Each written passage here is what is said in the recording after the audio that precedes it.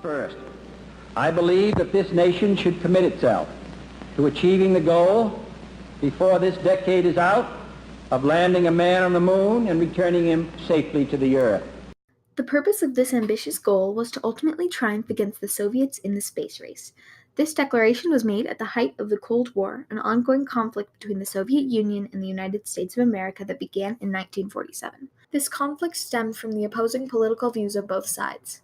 One of the areas where this conflict played out was in the space race, where each nation competed for dominance over the other by trying to get a man on the moon. This was important because whichever nation triumphed proved their scientific superiority and could expand their military force into space. The USSR had recently gotten the first satellite, dog, and man into space, putting America several years behind their space program. John F. Kennedy's goal put immense political pressure on the newly formed U.S. space agency, NASA. They hastily started preparations to meet this goal. NASA took a step-by-step approach to develop the technology that would be required to successfully complete a mission to the moon. The first two programs were Mercury and Gemini. During these programs, we learned how humans behave in space and how to do technical spacecraft procedures, such as rendezvous and spacewalks. At the same time, NASA had been planning the Apollo program that would eventually take astronauts to the moon. The first flight of this program was called Apollo 1. Using a Saturn IB rocket, a 3-man crew blasted into orbit and stayed there for 14 days. The crew is composed of Edward White, Virgil Gus Grissom, and Roger Chaffee. Edward White was born in San Antonio, Texas in 1930. He went to West Point Military Academy in New York and after graduation joined the U.S. Air Force. He was soon accepted into the Gemini program. In 1965, his rocket Gemini 4 launched, and during the flight, he took a 23-minute spacewalk, a major triumph for the United States space program. He was the second man to ever do so, only beaten by the USSR's Alexei Leonov, who had walked in space in March of that same year. Just 2 years later, Ed White was called upon by NASA for the position of senior pilot in the Apollo 1 mission. Gus Grissom was born in 1926 in Mitchell, Indiana, and had an interest in flight from a young age. He went to Purdue University and enlisted in the Air Force. He flew in Korea, where he fought over 100 combat missions. Soon afterwards, Grissom was told he had been chosen as one of the 7 astronauts of the Mercury program, the first manned spaceflight program in the United States. Gus Grissom became the second American in space when he flew on the second Mercury mission in 1961. Then, in 1965, Grissom was designated command pilot for Gemini 3, the first manned Project Gemini flight. This made him the first man to fly in space twice. He was assigned to be the command pilot for the first Apollo mission, and he had been told confidentially that he would be the first man on the moon. Roger Chaffee was born in 1935 in Greenville, Michigan. He went to Purdue University and served in the Navy. He was a distinguished pilot and flew reconnaissance over Cuba, where he took the famous pictures that led to the 1962 Cuban Missile Crisis. At 30 years old, he became the youngest ever NASA astronaut when he was recruited for the Apollo 1 mission. This mission would have been his first, however the capsule was having numerous difficulties.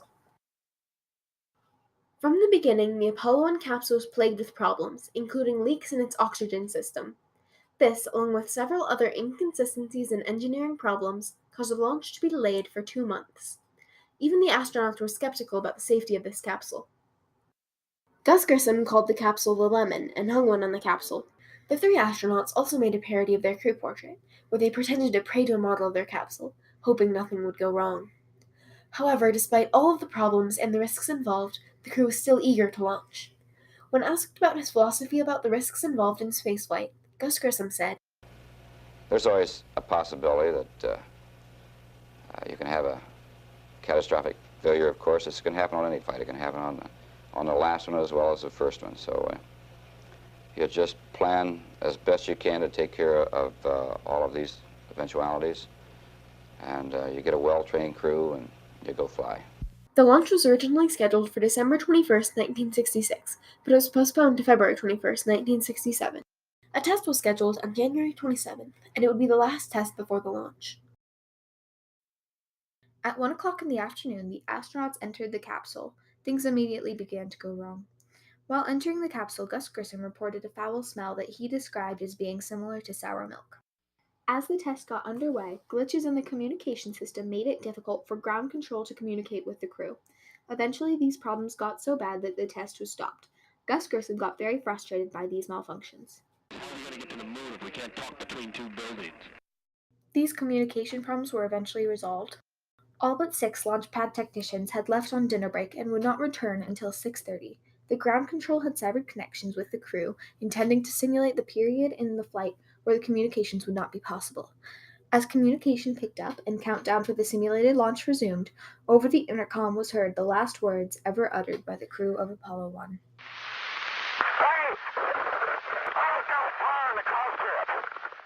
A spark had started near Grissom's seat, and, in a capsule full of pure oxygen, the blaze quickly spread. All the control room saw was a quick flash through the camera, and it was all over. All 3 men were killed within 17 seconds by toxic gas and smoke filling their capsule. When smoke started to fill the white room around the capsule, the few officials remaining dashed in to help. They could not get the hatch off, and they had to dash in and out of the white room to breathe. They had no fire training, no equipment, and no way to get to the astronauts in time. The nearest emergency team was at least 4 minutes away, and when they arrived, it was too late. Almost nothing remained of the crew and their ship.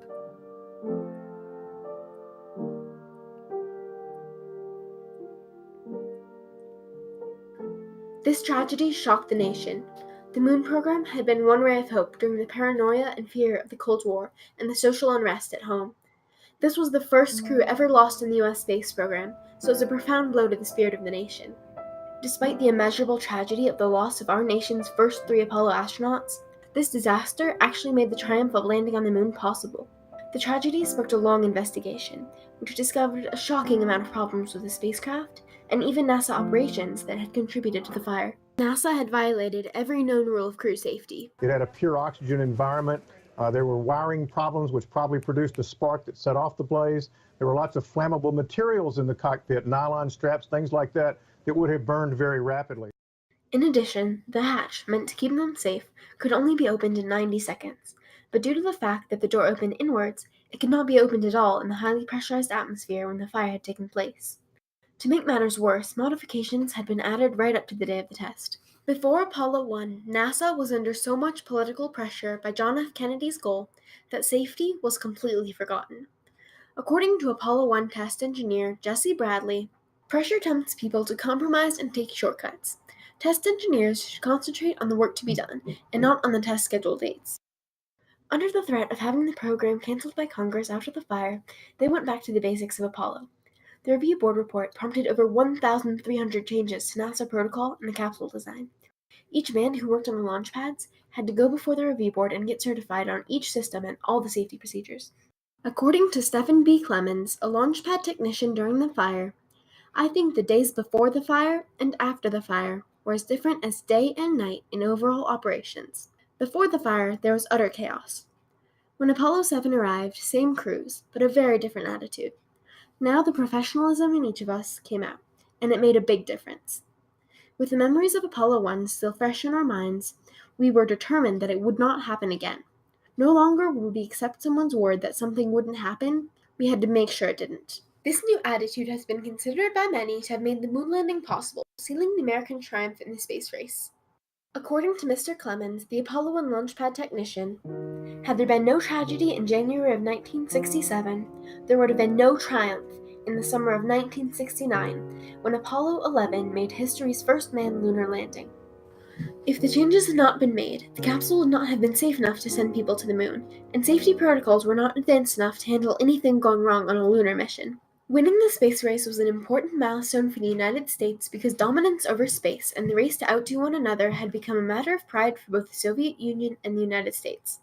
Beating the USSR to the moon was a symbol of ideological superiority, capitalism and democracy triumphing over communism. Winning the space race showed the world our technical and scientific potential as a country. Without Apollo 1, the American flag would not stand on the moon. Without Apollo 1, numerous more people would have died in the space program. Without Apollo 1, the moon would be just as far away as it seemed on January 27, 1967, when 3 astronauts gave their lives for their country.